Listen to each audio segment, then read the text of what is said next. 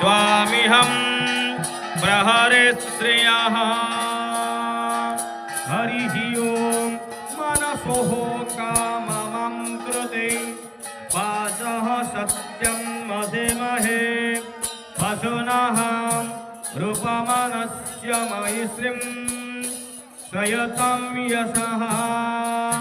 ओंकारदमेनं प्रजा भूत्वा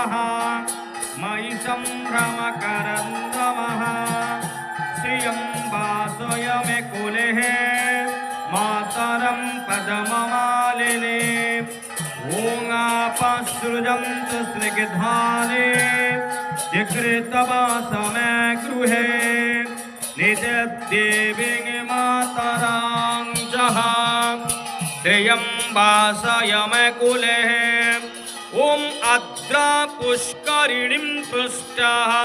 पिङ्गलापदममालिने चन्द्राहिरणमयि लक्ष्मीः जातो वेदम आवह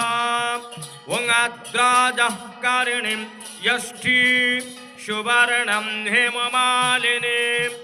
सूर्याहिरणमयि लक्ष्मीः जातो वेदम आवह वं त्वं मवः यातो वेदः लक्ष्मी मनपोगामिनीः यस्या हिरण्यप्रभूतिं पादोदस्यस्मिन् विन्देय पुरुषाङ्गनः वं महादेवींश्च विद्महे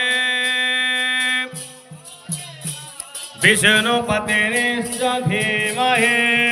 तन्नो लक्ष्मीः प्रचोदयात् ॐ यासः पद्मः शनस्थः विपुलकटितटी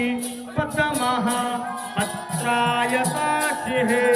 गम्भीरभरतनाभिः स्तनभरणमिताः